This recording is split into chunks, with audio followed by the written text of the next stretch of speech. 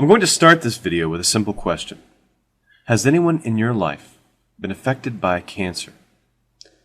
I'm reasonably certain that the answer, for absolutely everyone watching, is yes. Cancer is the cause of 12.5% of all deaths worldwide. In the USA alone, it kills almost 600,000 people a year. It takes children, young people starting careers and family, and it takes the mature and elderly. It can affect our mothers, our fathers, our grandparents, siblings, cousins, friends, our children, our teachers, mentors, and even our heroes. If your loved one was presented with a diagnosis of cancer, particularly an aggressive or advanced cancer, no doubt you immediately wanted to know what could be done. Into this emotional maelstrom comes a mixture of saints and frauds. The saints are those who have selflessly dedicated their lives to curing and treating cancer. The frauds are those who try to profit from desperation, from fear of loss. It's not always so easy to tell the two apart. I want to present the case of Dr. Stanislaw Burzinski in my home state of Texas. Dr. Burzinski owns and operates a private clinic that offers alternative cancer treatments and has been the source of some controversy. While there's a great deal I would like to talk about, from the point of view of my background as a cancer researcher, I want to present 3 red flags about the Burzinski Clinic that you can confirm for yourself. If you, or someone you know, is considering a referral to the Burzinski Clinic, I hope you'll review the content here first and take the time to ask some critical questions of the clinic operators. The decision is yours and yours alone.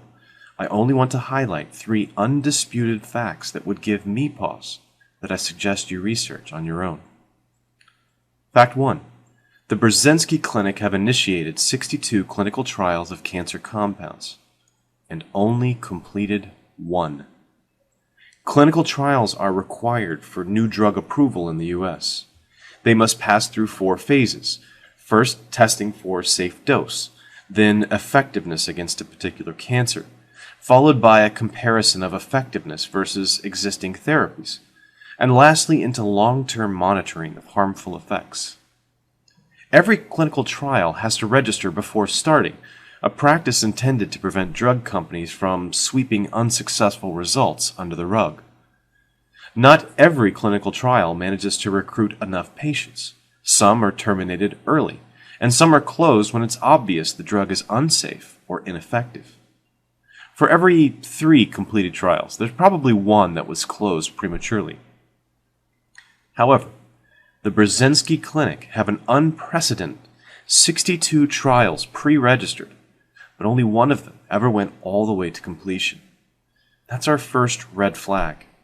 Why is a clinic supposedly developing new therapies for cancer not finishing their studies, determining whether the treatment is effective or not? Instead, they always just give up and cancel the study, the final stage. One possible explanation is that clinical trials are the only way that unproven drugs can be given to patients without major medical liability issues. It's possible that someone could abuse the clinical trial system to use ineffective or toxic therapies long term. That is, they could exploit a loophole in the laws designed to protect patients, running endless trials to end run around safety and efficacy requirements for new drugs.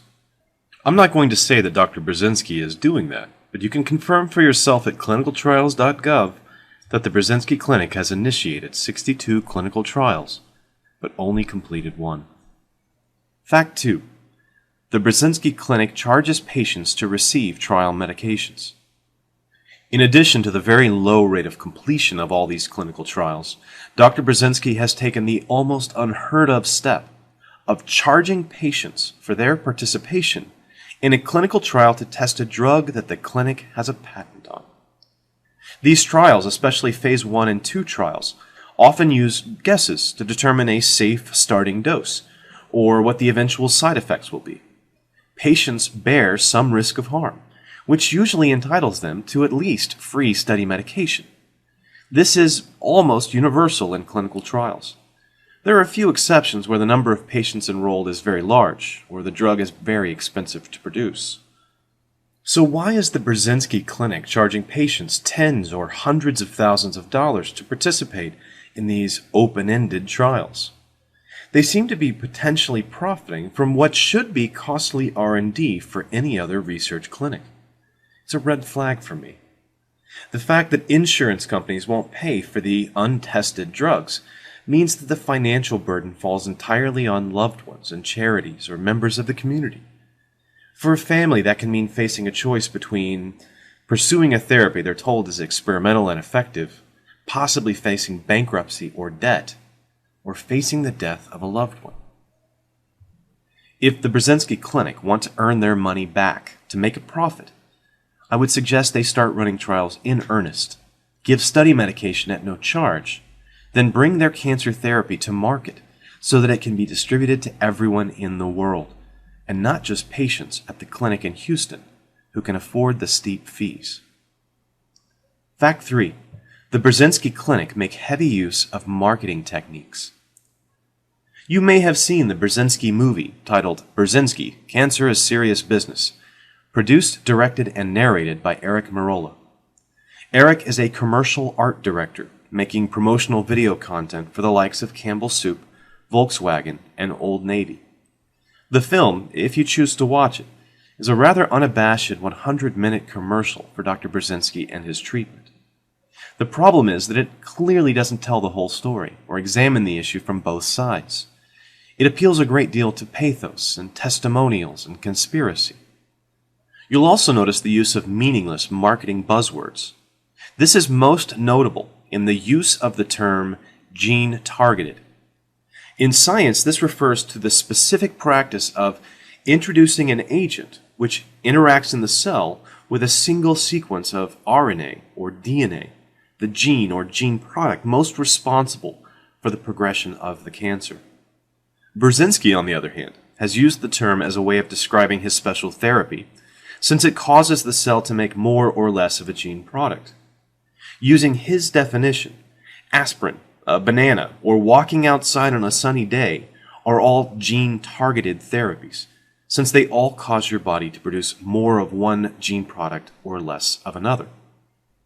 In addition to his participation in a promotional film made by a director who also makes commercials, Burzinski employs web marketers and social media agents. In the recent past, they've drawn criticism for their use of threats against blogs, videos, and commenters who were critical of the methods of this clinic in Houston.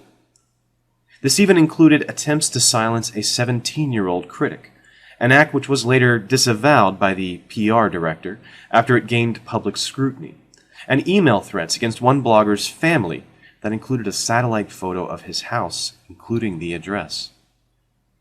I don't think these are the actions of an ethical workplace, but even more importantly, I don't think the marketing focus is consistent with a clinic selling a miraculous, if still unproven, treatment for cancer. Let's make this quite clear. If you had an amazing new breakthrough in cancer treatment, would you really need any marketing at all?